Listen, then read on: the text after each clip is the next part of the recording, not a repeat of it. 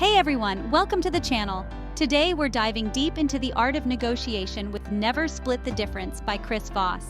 This book is a game changer, packed with tactics learned from years of experience in high-stakes FBI hostage situations.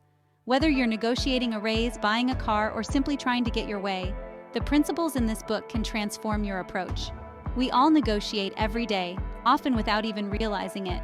From simple things like deciding where to eat dinner to more complex situations at work or in our personal lives, negotiation is a fundamental part of human interaction.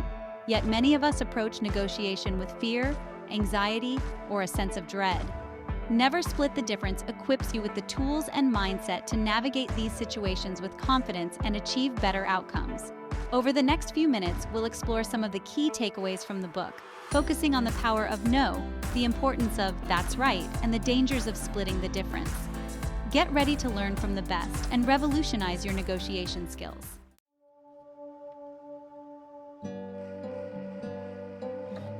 Voss, a former international kidnapping negotiator for the FBI, brings his years of experience to the table in Never Split the Difference. His time in high-pressure situations, where lives were on the line, taught him invaluable lessons about human psychology and the art of persuasion. This book distills those lessons into practical, actionable advice that anyone can apply. Voss challenges traditional negotiation wisdom, urging readers to embrace the power of tactical empathy and emotional intelligence. He argues that true negotiation mastery lies in understanding the other party's perspective, uncovering their hidden needs and motivations, and building trust to reach mutually beneficial agreements. And Never Split the Difference delves into the nuances of language, body language, and vocal tone, teaching you how to decode subtle cues and tailor your approach accordingly. You'll learn how to establish rapport, identify leverage points, and overcome common negotiation pitfalls. Prepare to be amazed by the counterintuitive tactics and psychological insights that Voss reveals, empowering you to become a more confident and effective negotiator in all aspects of your life.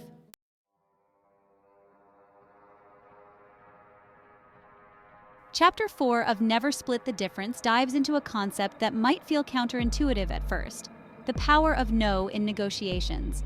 We're often conditioned to see no as negative, a sign of defeat, or a conversation stopper. However, Voss argues that no is actually a powerful tool for gaining control, establishing boundaries, and ultimately reaching better agreements. Think about it. When someone tries to pressure you into something you don't want, your gut instinct is often to resist. Saying yes might seem like the easiest way out, but it can leave you feeling resentful, taken advantage of, or stuck in a situation you regret. No, on the other hand, allows you to assert your agency and protect your interests. No is not about being difficult or confrontational. It's about clearly communicating your limits, needs, and priorities. When you say no, you're signaling to the other party that you're not afraid to walk away from a bad deal. This can shift the power dynamic, encouraging them to be more flexible and creative in finding solutions that work for both sides.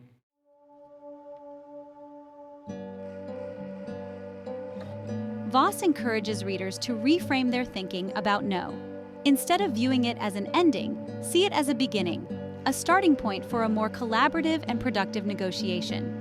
When you embrace no as a valid and valuable response, you open up the possibility for a more honest and transparent conversation. Starting a negotiation with no might seem counterintuitive, but it can actually lead to a more constructive dialogue. By initially declining, you encourage the other party to explain their reasoning, reveal their motivations, and explore alternative options. This can uncover hidden needs and interests, paving the way for a win-win solution. Moreover, allowing the other party to say no is equally important. When you create a safe space for them to decline without fear of judgment or reprisal, you foster trust and mutual respect. This encourages them to be more open and honest about their constraints and aspirations, making it easier to find common ground.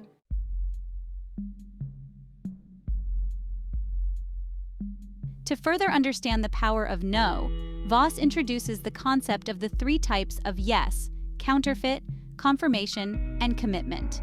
Recognizing these different forms of agreement is crucial for avoiding manipulation and ensuring that any yes you receive is genuine and meaningful.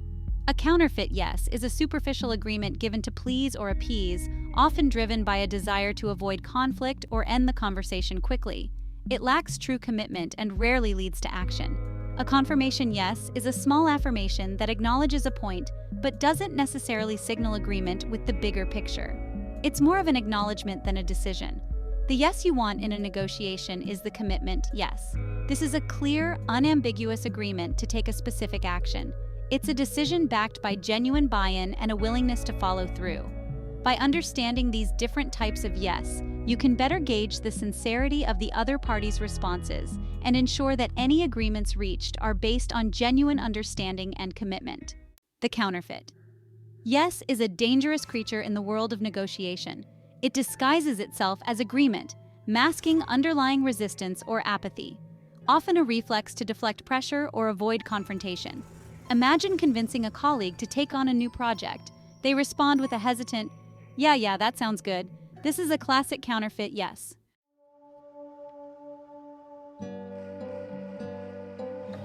The confirmation. Yes is a subtler creature than its counterfeit cousin. It's not necessarily dishonest, but it's often mistaken for something it's not, a true commitment. This type of yes acknowledges a point, expresses agreement on a minor detail, or simply keeps the conversation moving forward without signifying genuine buy-in. Think of the confirmation yes as a polite nod or a verbal thumbs up.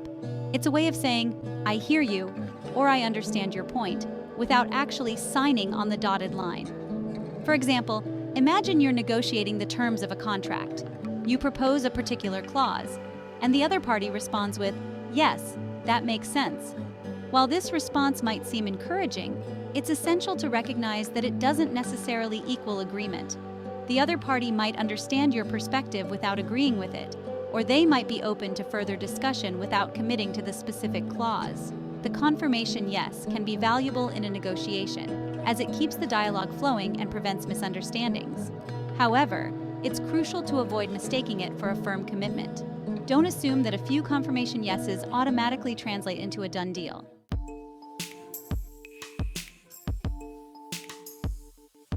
The pursuit of commitment, the only yes that matters. In negotiation, the commitment is the holy grail. It's the result of trust, rapport, and solutions for all parties. Built on trust and mutual respect, it signifies genuine buy-in.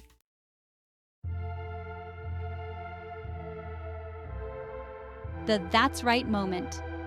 Chapter 5 of Never Split the Difference introduces the power of getting the other party to say, that's right. These words signal deep understanding and agreement. True persuasion isn't about coercion. It's about creating a shared reality. When you achieve that connection, agreement becomes inevitable. That's right bridges the gap between perspectives. It indicates genuine understanding and validation. The power of summarizing and labeling. Voss provides a simple yet effective formula. Paraphrasing plus labeling equals summary. This technique fosters understanding, builds rapport, and leads to a mutually beneficial agreement. Paraphrasing restates their words, showing active listening.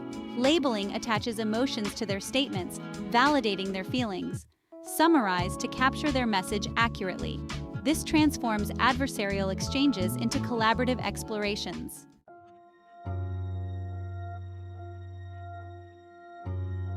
Avoiding the pitfalls of "you're right." While "that's right" is the holy grail of negotiation, there's a close cousin you need to be wary of. You're right. This seemingly innocuous phrase might seem like a victory, but it's often a wolf in sheep's clothing, signaling superficial agreement while masking underlying resistance. When someone says you're right, they're acknowledging your point intellectually, but not necessarily emotionally. They might agree with your logic without feeling genuinely persuaded, or they might be trying to placate you without changing their stance. The danger of "you're right" is that it creates a false sense of progress. You might walk away from the conversation believing you've won them over, only to discover later that their behavior hasn't changed. They might have agreed with you in theory, but they haven't truly bought into your perspective or committed to taking action. To avoid the trap of "you're right," pay close attention to the other party's tone of voice, body language, and overall demeanor. Are they engaged and enthusiastic, or do they seem distant and unconvinced? If you sense hesitation or resistance, don't be afraid to dig deeper. Ask clarifying questions and address any underlying concerns.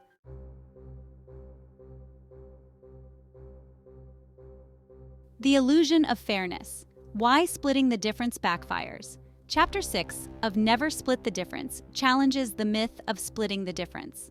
It seems fair, a reasonable compromise where everyone gets something. However, Voss argues it often leads to unsatisfactory outcomes and damages relationships. Our brains crave simplicity, and splitting the difference offers an easy way to achieve it. But this can blind us to complexities, causing us to undervalue our position. Fairness is subjective and emotionally charged. What feels fair to one might feel like a raw deal to another. This can lead to resentment and poison future interactions. Voss emphasizes that negotiation is about understanding underlying interests and motivations. Splitting the difference often shortcuts this crucial exploration.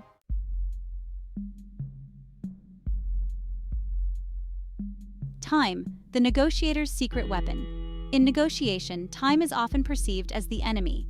Deadlines loom, pressure mounts, and quick decisions intensify.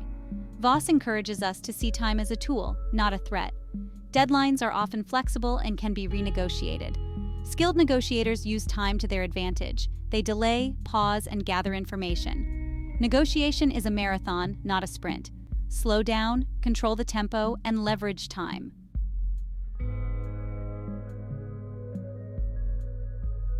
Unveiling the power of perception, bending reality in your favor.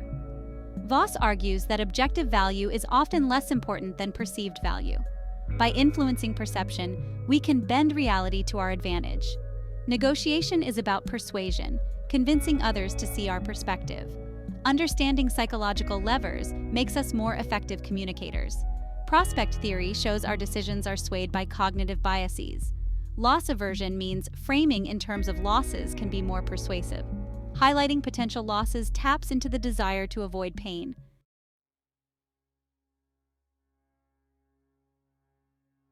Tapping into loss aversion.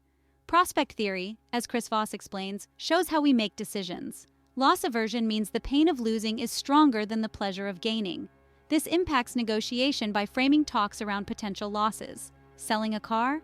Highlight what the buyer loses by not buying. Emphasize limited stock or discounts to create urgency. It's about understanding psychological levers in decision-making.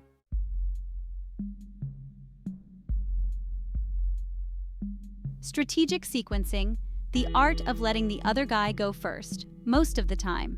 Chris Voss argues that letting the other party reveal their hand first can yield valuable insights. You gain their perception of value, gauge expectations, and adjust your strategy.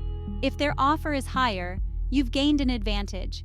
Exceptions exist, but often, letting them go first shifts the negotiation in your favor.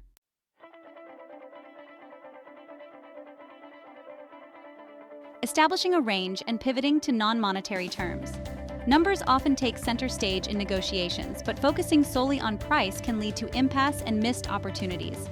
Chris Voss encourages negotiators to think beyond the dollar signs, exploring non-monetary factors that can sweeten the deal and bridge the gap between seemingly irreconcilable positions.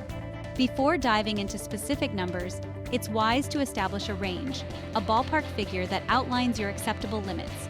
This provides flexibility while setting clear boundaries, preventing the other party from lowballing or highballing you into oblivion. Instead of saying, "I'm willing to pay $10,000, consider saying, "I'm looking to spend somewhere in the $8,000 to $12,000 range." Once you've established a range, explore non-monetary factors that might hold value for the other party. Perhaps they're looking for flexible payment terms, additional services, or even something as simple as public recognition. By identifying and addressing these underlying interests, you can create a win-win scenario that transcends a purely transactional exchange. Remember, negotiation is about finding creative solutions that satisfy the needs of all parties involved. Don't be afraid to think outside the box, explore non-monetary options, and find ways to create value beyond the bottom line.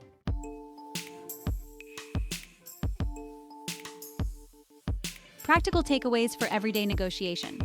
Voss's lessons are universally applicable. Whether negotiating a salary, buying a car, or convincing kids to eat vegetables, these principles empower you. Active listening is crucial. Understand their motivations and address their needs. Use tools like mirroring, labeling, and summarizing. Build rapport and diffuse tension. Emotional intelligence is key. Recognize and validate feelings to build trust.